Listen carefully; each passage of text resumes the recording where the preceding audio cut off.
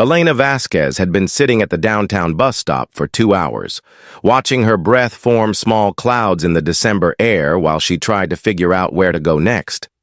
At 28, Elena had thought she had her life mapped out. But 3 weeks ago, everything had crumbled when she discovered that her fiancé had been stealing from their joint savings account to fund a gambling addiction. The betrayal had left her with nothing but debt and broken trust. Now she sat on the cold metal bench with $17 in her wallet and nowhere to call home. The homeless shelter had been full the previous night, and she had spent the hours walking the streets until dawn. That was when she noticed the little girl. The child appeared to be about 4 years old, bundled in a pink winter coat that looked expensive but slightly too large for her small frame. She had dark hair tucked under a gray knit hat and bright eyes that seemed to take in everything around her.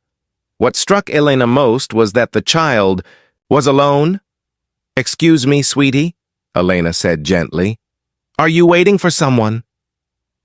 The little girl looked up at Elena with a smile that transformed her serious expression. "Yes," she said with clear diction. "I am waiting for my daddy. He is coming to get me." Elena felt relief mixed with concern. "Where is your daddy now?" The little girl pointed toward the tall office buildings. "He is working in one of those big buildings," he said. "To wait right here and he would come get me." "What is your name?" Elena asked. "Sophie," the little girl replied. "Sophie Chen, and I am 4 years old. What is your name?" "Elena Vasquez." "It is very nice to meet you, Sophie." Sophie studied Elena's face with unguarded curiosity. "You look sad," she observed. "Are you waiting for someone too?" Elena felt her throat tighten. "Yes," she said quietly. "I suppose I am waiting for someone, but I am not sure they are coming." As they sat together watching the snow fall, Elena found herself drawn into conversation with this remarkable child. Sophie spoke about her drawings, her favorite books, and the elaborate tea parties she hosted for her stuffed animals. "You are very pretty," Sophie said suddenly. "Like a princess in my storybooks," Elena smiled, despite her circumstances. "Thank you, Sophie. That is very kind." Sophie moved. "Closer on the bench, can I ask you something?" "Of course." Sophie's voice dropped to a whisper. "Can you be my mommy?" The question hit Elena like a physical blow. "Oh, sweetie," she said gently. "I cannot be your mommy. You already have a mommy, and your daddy is coming to get you." Sophie shook her head. "I do not have a mommy anymore," she said simply. "She went to heaven last year. Daddy says she is watching over me, but I cannot see her." Elena's heart broke for this little girl. "I am so sorry, Sophie. That must make you very sad sometimes." "Sometimes," Sophie agreed. "But I think you would be a good mommy because you have kind eyes." The innocent honesty made Elena's tears spill over Sophie. "You are such a special little girl. Can I tell you a secret?" Sophie asked. Elena nodded. "Sometimes I wish for a mommy when I blow out my birthday candles, and when I saw you sitting here looking sad, I thought maybe you were wishing for something too." Elena found herself wondering how this child had learned to see so clearly into hearts. "You are right." Elena admitted, "I was wishing for a family. Someone to love, and someone to love me back." Sophie's face lit up with excitement. "That is exactly what I was wishing for, too." Maybe we wished for each other. Before Elena could respond, she heard a man's voice, calling Sophie's name with desperate relief. "Sophie, thank God." Elena looked up to see a man in an expensive dark coat running toward them, his face a mixture of panic and relief. He appeared to be in his late 30s, with dark hair and the kind of polished appearance that suggested professional success. "Daddy," Sophie called out, "I made a new friend. This is Elena," and she was wishing for the same thing I was.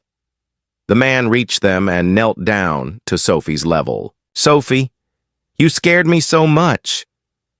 When Mrs. Chen said you had wandered away from the building lobby. I am sorry, Daddy, Sophie said.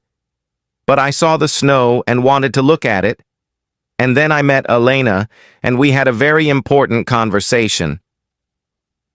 The man looked up at Elena. Thank you for staying with her. He said, I am David Chen, Sophie's father, Elena Vasquez, she replied. I was just waiting for the bus when Sophie joined me. She is a remarkable little girl, Daddy, Sophie interrupted. Elena was wishing for a family just like me. Maybe we can help each. Other David looked between Sophie and Elena, clearly trying to understand what had transpired. Are you all right? He asked Elena gently.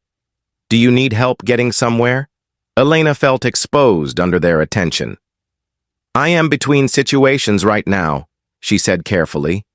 The shelters will be full tonight with weather like this, David said. Do you have somewhere safe to stay? Elena's silence was answer enough. Daddy, Sophie said with determination. Elena should come home with us. She does not have anywhere to go, and we have lots of room. David looked at Elena with an expression she could not read. You spent time talking with my daughter instead of walking away. That tells me quite a lot about who you are. Would you consider having dinner with us tonight? Elena stared at this man offering shelter to a stranger. I could not impose on your family. But you would not be imposing, Sophie said earnestly. You would be helping. We need someone who understands about wishing for families. Elena found herself telling them about her fiancé's betrayal, about losing everything she had worked for. Something about their combined attention made honesty feel safe. I know something about that, David said quietly. Sometimes recovery means accepting help, even when pride suggests we should handle everything alone. What are you suggesting? Elena asked. David extended his hand. I am suggesting that Sophie might be right about wishes finding each other. Come home with us tonight. Tomorrow we can figure out what practical help might look like. Elena looked at this remarkable child who had somehow seen possibilities that Elena had not dared imagine. Okay, she said quietly. Yes, thank you. 6 months later, Elena had become essential to their family. David had offered her a job at his architectural firm, and Sophie's intuition had proven correct about wishes finding each other. When David finally told Elena he loved her, it was on a spring evening when Sophie had fallen asleep between them during movie night. Sophie knew before we did, Elena said with wonder. That first day at the bus stop, she told me that maybe we had wished for each other. They married the following winter, with Sophie serving as both flower girl and officiant, having insisted that she should make their family official since it had been her idea from the beginning. As they exchanged vows, Elena marveled at how a child's simple question had transformed 3 separate people dealing with loss into a family bound by choice and love. Sometimes wishes really do know where to find the hearts that need them most.